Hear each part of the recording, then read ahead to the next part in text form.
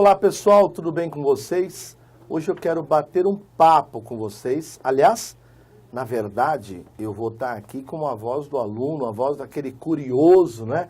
Que quer aprender um ponto legal de processo civil, porque quem vai estar capitaneando mesmo vai ser a professora Daniela.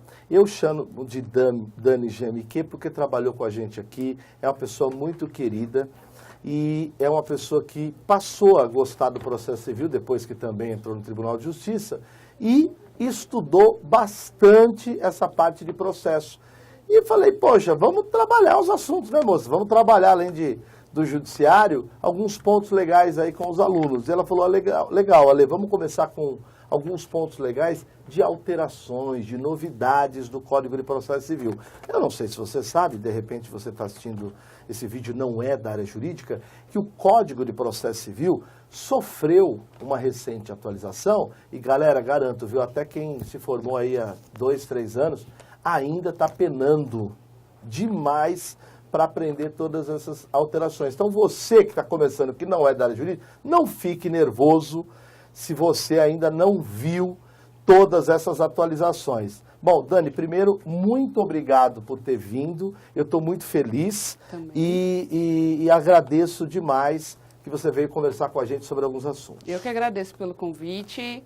Passar, como a Ale falou, essa visão de quem acabou de sair dos estudos, ainda estou estudando, sempre estudando. Isso mesmo. Mas a gente começar a ver o novo Código de Processo, que tiveram algumas alterações que são bem relevantes, e o examinador vai pegar nesse ponto que ele sabe que o pessoal está cru, mesmo quem se formou em direito, está ainda tendo dificuldade para entender como é que ficou esquematizado tudo isso. Legal.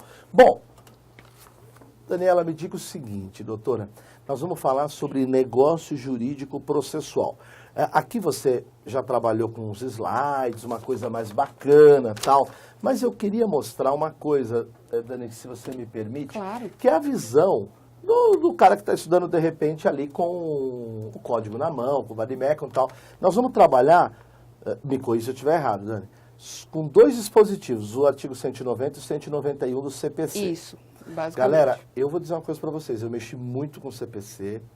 Na época que eu estava lá dentro do fórum como escrevente, eu era muito dedicado. E eu vou dizer uma coisa, com esse novo código tem coisa que eu... A primeira vez que eu vi um dos assuntos que ela vai falar aqui hoje, calendário... Não, gente. Pois é. O juiz e as partes podem fixar calendário, isso não existe, eu pensei. Quer dizer que agora o juiz vai participar dos prazos e tal. A Dani vai dar esse contorno pra gente. Daniela, primeira coisa, nós vamos conversar sobre o negócio jurídico. Isso. Tá. E eu tenho, então, aqui o artigo 190. Se você me permite, depois você explica aqui para nós. Aqui diz o seguinte, versando o processo sobre direitos que admitam autocomposição, tá? É listo às partes plenamente capazes de estipular mudanças no procedimento para ajustá-los às especificidades da causa e convencionar o ônus, poderes, faculdades e deveres processuais antes ou durante o processo. Minha amiga Dani, me diga, o que então é esse diabo aí de negócio jurídico processual? Como é que funciona isso? Então, basicamente, se a gente voltar... Ale, pode colocar o artigo para mim? Sim, se a gente for ver o título dele, lá em cima, ele está como atos em geral, tá? Ele está vinculado com todos os atos processuais que a gente sabe, aí ó, a gente tem lá forma, do tempo, do lugar dos atos processuais. Então assim, basicamente, negócio jurídico é um ato processual.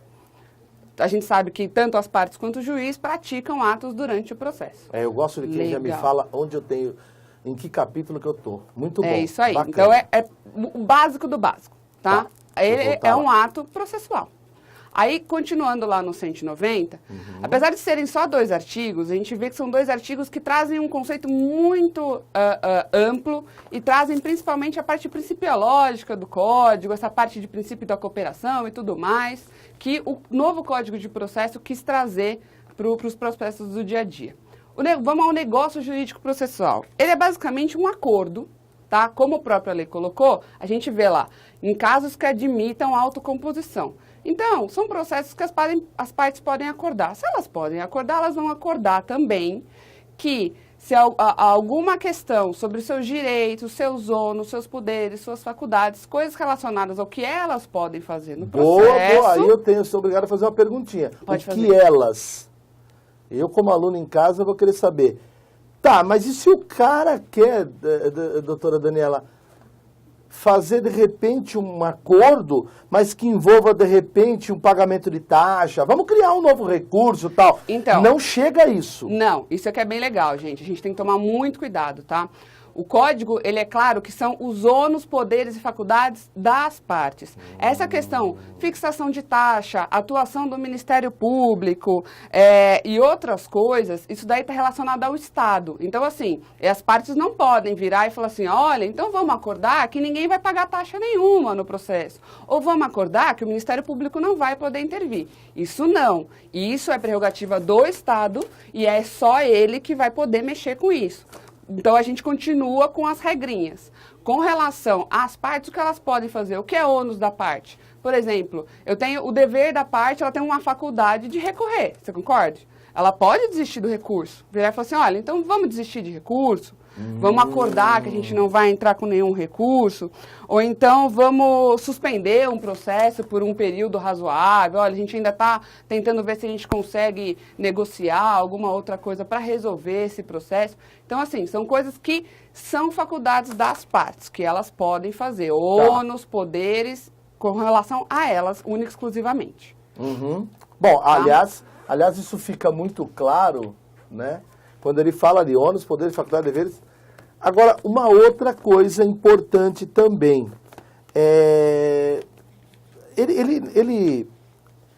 O juiz, no caso, desculpa um pouco inverter aqui a conversa, ele faz parte da negociação, doutora? Como é que eu analiso esse a função do juiz, tá? Nesse caso específico desse negócio jurídico processual.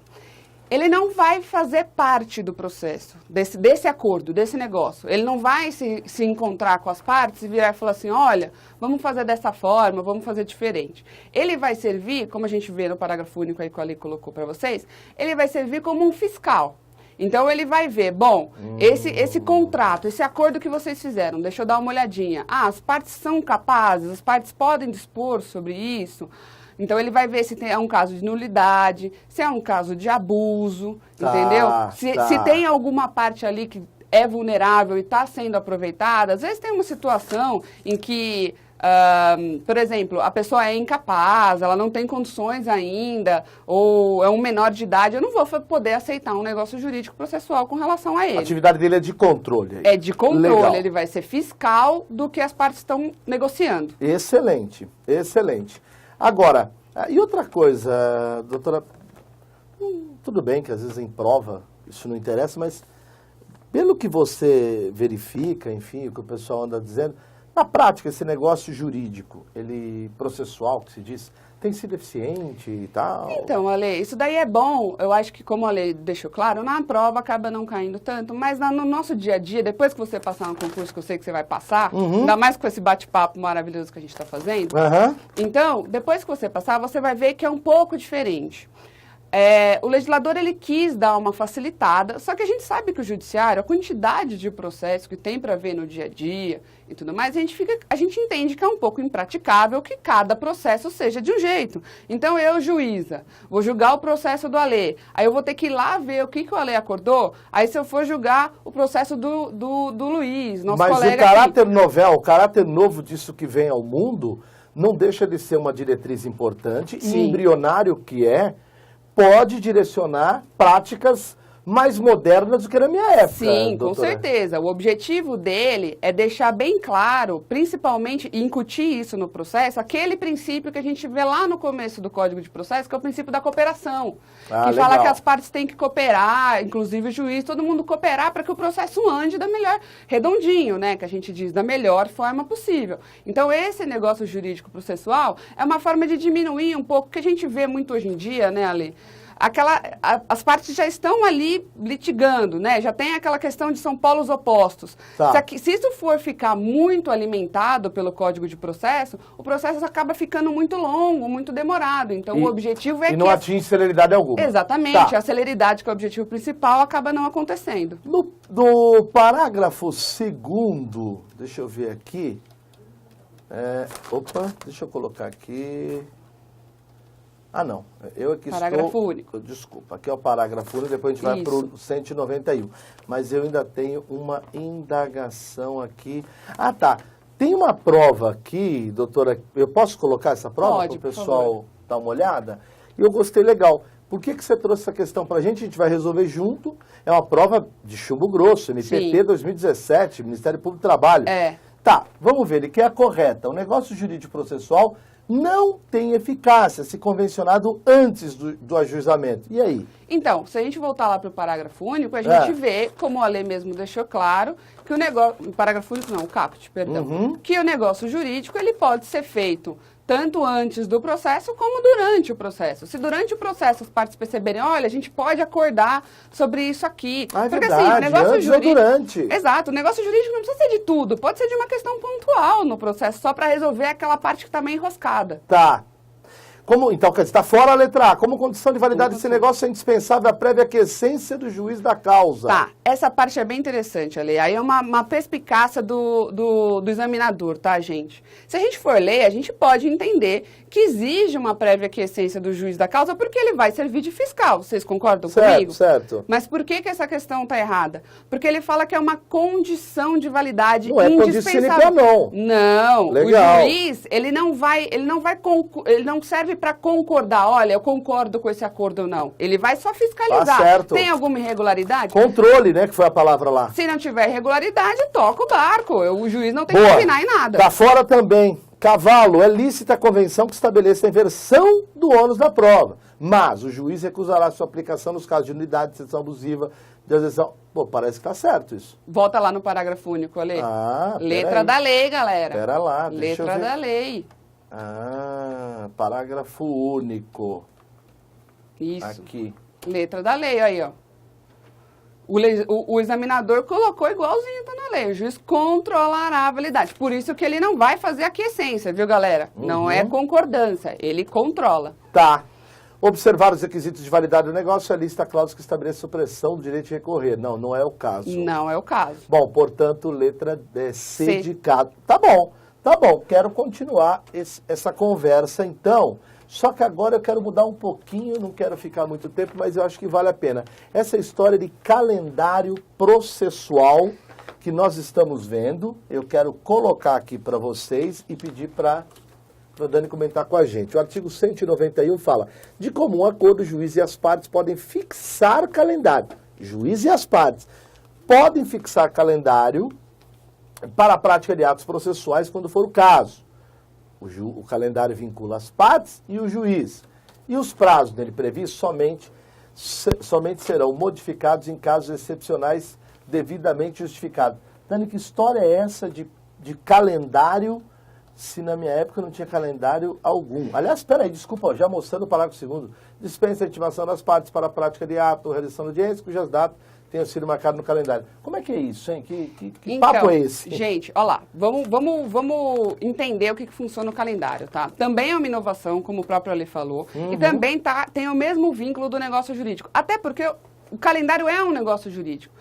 A diferença dele é, o negócio jurídico, as partes podem dispor de qualquer faculdade ou ônus que elas têm. O prazo é um ônus e uma faculdade delas, é um dever delas. É uma espécie do negócio lá? É uma espécie de negócio, é uma espécie de negócio. E aí, só que nessa, qual é a sutileza? O juiz faz parte.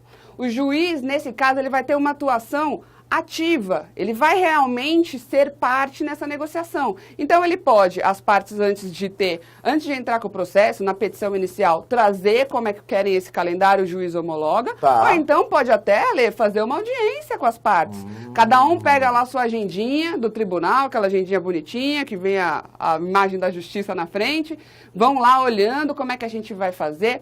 Mas o que é interessante, tá, gente? Presta atenção. Não vai ser determinado datas. Por exemplo, dia 19 de agosto eu vou dar uma sentença nesse processo. Ah, não pode? Não é esse negócio, então, de falar, vamos colocar que dia 10 de julho de 2018 vai ser feita a perícia. Não é assim, tá? O que se pode fixar são os prazos, o tempo que vai demorar. Então, assim, eu tive a contestação. Quanto tempo, por exemplo, eu tive a sentença, quanto tempo a gente tem para poder... Dias. 15 dias para apelar. Mas não, vamos fazer o seguinte, vamos colocar 5 dias para poder acelerar? Pode, por que não?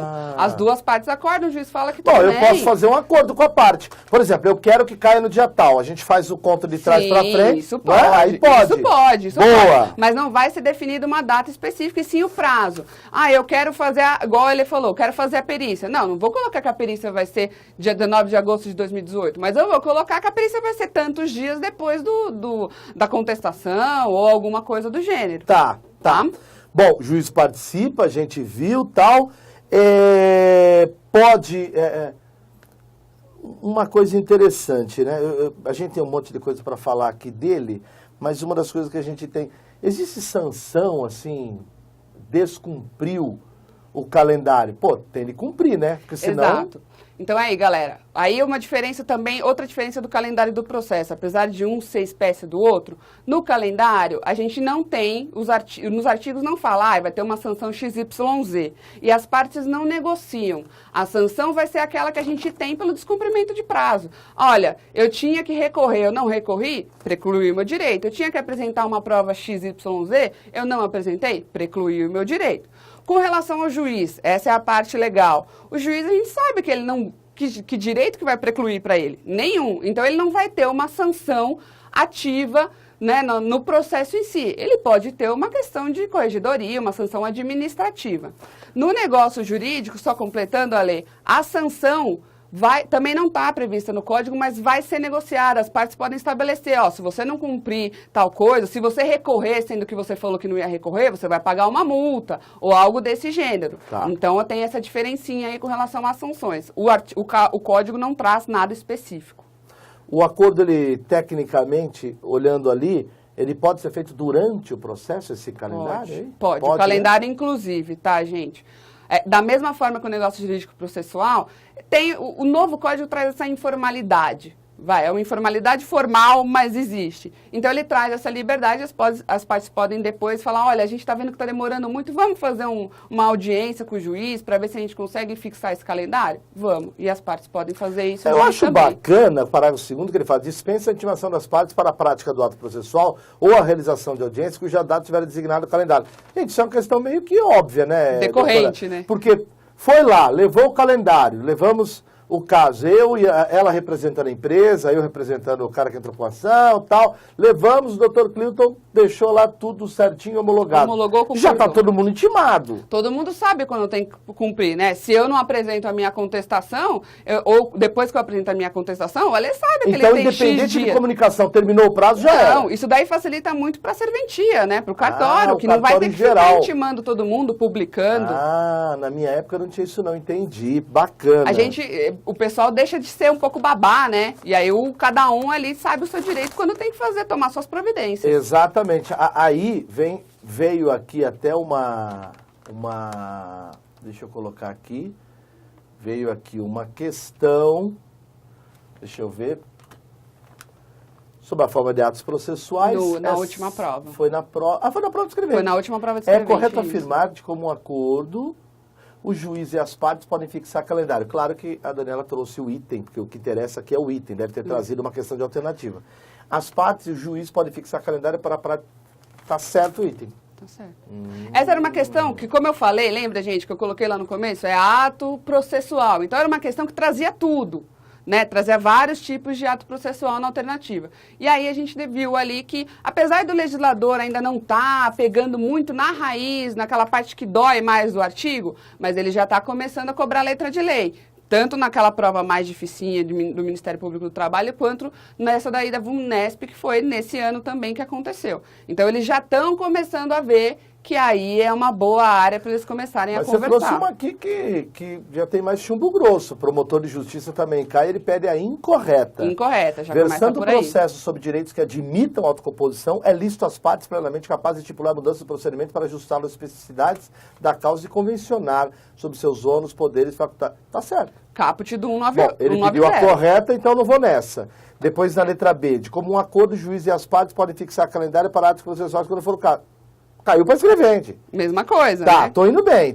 Letra C, o calendário vincula as partes e o juiz. E os prazos nele previstos somente serão modificados em casos excepcionais devidamente justificados. Também correta. Bom, então só pode ser a D. Mesmo com a calendarização, esse termo pode começar a cair, né? Isso. Mesmo com esse novo negócio aí da calendarização, dos processos, é indispensável a intimação das partes sob pena de cerceamento da defesa. A gente viu que não, né? As partes estão dispensadas. A gente não pode alegar cerceamento se a parte já sabia o que ela tinha que fazer, tinha data para ela fazer, tinha um prazo. Então ela tem lá que lá na sua folhinha, no seu calendário, contar o seu prazo e não tem que ficar exigindo. É isso aí? É isso aí, parágrafo 2º do 191. Dispensa a intimação das partes para a prática processual e realização cuja data... Ah, show de bola. Então, portanto, me corrige aqui, doutora, letra D de dado é incorreta, porque ele falou que é indispensável isso, e na verdade não. Não. Pessoal, show de bola. Falamos de negócio jurídico e de calendário. A gente poderia ser mais breve, mas eu dentro da sala e a Daniela não ia ser outra coisa, né? A coisa ia demorar mesmo. Dani, muito obrigado. Parabéns aí por ter trazido um papo tão bacana e útil. E não sei não, hein? Caiu um, pode cair o outro agora nas próximas provas. A gente já viu que tem 3, 4 questões só desse ano, galera. Então, para os próximos anos aí, a coisa vai ficar cada vez mais... Porque perguntar a mesma coisa ninguém quer. Eles querem fazer coisas novas, né? Exatamente. O que eles vão pegar no novo código? O que é novo? Exatamente isso. Pessoal, muito obrigado. Obrigado, Daniela. Eu que agradeço, Ale. Valeu! Tchau, gente.